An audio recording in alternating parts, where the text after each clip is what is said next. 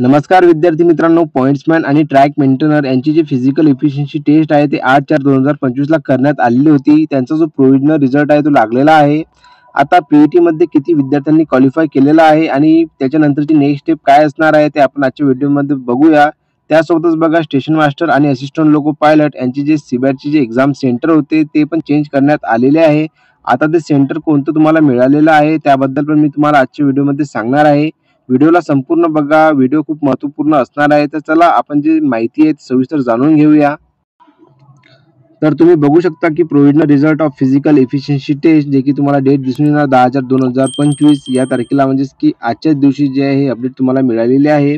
जे की तुम्हाला इथे क्लिअरली दाखवला गेलेला आहे की provisional eligible candidate has been carry out. जे की बघा, पीईटी साठी जे कॅन्डिडेट एलिजिबल झालेले होते त्यांना 8/4/2025 ला बोलवण्यात आलेलं होतं, जे की तुम्हाला या ॲड्रेसवरती जायचं होतं. त्यानंतर बघा, जे कोणी विद्यार्थी पीईटी मध्ये क्वालिफाय झालेले आहे त्यांची जी लिस्ट आहे ती खाली लावण्यात आलेली आहे. मी तुम्हाला समोर दाखवतोच. त्यामध्ये बघा, पीईटी नंतर तुमचं काय राहणार आहे, तर यामध्ये दिलेलं आहे की candidate qualified in PET will be called for further selection process, म्हणजेच की मेडिकल एक्झामिनेशनसाठी जे आहे तुम्हाला बोलवण्यात येणार आहे. आता बघा, पीईटी झाल्यानंतर जे कोणी कॅन्डिडेट क्वालिफाय झालेले आहे पीईटी मध्ये त्यांना मेडिकलसाठी जावं लागेल. आता मेडिकलसाठी जावं लागेल म्हणजेच की तुम्हाला ईमेलवर किंवा मोबाईलच्या मेसेजद्वारे तुम्हाला कळवण्यात येणार आहे की कोणत्या डेटला तुम्हाला यायचं आहे. त्यासोबत बघा, तुम्हाला काही अपडेट जर मिळाली तर मी तुम्हाला माझ्या टेलिग्रामवरती देतच असतो, त्यावरती तुम्ही जॉईन होऊन जा. त्यानंतर तुम्ही बघू शकता की जी प्रोव्हिजनल रिझल्ट लागलेला आहे आणि तुम्हाला इथं खाली जे आहे तुम्हाला दिसून येणार की जे कोणी विद्यार्थी जे क्वालिफाईड झालेले आहे पीईटी मध्ये, टोटल जर बघितलं आपण तर टोटल तुम्हाला दिसून येतील की 24 विद्यार्थी जे आहेत ते पीईटी एक्झाम मध्ये जे आहे ते क्वालिफाय झालेले आहेत, जे की तुमची टेस्ट 8/4/2025 ला झालेली होती. आता बघा, मेडिकल एक्झामिनेशन असणार आहे. मेडिकल एक्झामिनेशन नंतर तुमची जे फायनल जे लिस्ट लागणार आहे की फायनल सिलेक्शन होणार आहे. त्यानंतर तुम्ही बघू शकता की संपूर्ण जे माहिती आहे डिटेल हे तुम्हाला दिसून येणार आहे.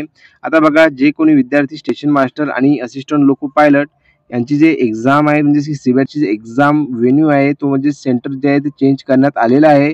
याआधी तुमचं वेगळं होतं, पण बघा काही कारणामुळे ते जे सेंटर आहे ते बदलवण्यात आलेलं आहे. आता तुम्हाला कोणतं सेंटर देण्यात आलेलं आहे त्याबद्दल मी तुम्हाला दाखवतो. तर बघा, तुम्हाला आता इथे दिसून येत असेल की सब्जेक्टमध्ये दिलेलं आहे की change in venue of computer based aptitude test for the post of assistant loco pilot and station master. यामध्ये क्लिअरली इथे सांगितलेलं आहे की ते कॉम्प्युटर बेस्ड ॲप्टिट्यूड टेस्टसाठी जे तुमचं एक्झाम सेंटर आहे ते चेंज करण्यात आलेलं आहे. आता तुम्हाला कोणतं देण्यात आलेलं आहे, तर बघा, reference about venue of schedule computer based aptitude test for the post of assistant loco pilot and station master has been change as under iON digital zone IDZ Powai Aurum IT park Morarji Nagar near hotel Ramada Powai Mumbai Maharashtra. हे जे तुमचं सीबॅटचं जे exam centre आहे हे राहणार आहे. याआधी तुमचं जे सेंटर आहे ते वेगळं होतं. मी तुम्हाला आधीच्या व्हिडिओमध्ये सांगितलेलं आहे की तुमचं सेंटर कोणतं होतं, पण बघा काही कारणामुळे जे तुम्हाला सेंटर जे बदलून मिळालेलं आहे, जे की तुम्हाला यामध्ये मेन्शन केलेलं आहे आयॉन डिजिटल झोन, जे की मुंबईला पवईला यामध्ये तुम्हाला दाखवलेलं आहे. Other details mention in the refer letter remain unchanged. बघा, काही डिटेल जे आहे संपूर्ण म्हणजेच की तुम्ही हॉल तिकीटवरती तुम्हाला दिसून येणारच आहे. आता ज्या कोणी विद्यार्थ्यांनी हॉल तिकीट अजून पण डाउनलोड केलेले नसतील त्यांनी लवकरात लवकर करून घ्या, कारण की बघा 17/4/2025 म्हणजे की 17ला तुमची एक्झाम राहणार आहे सीबॅटची.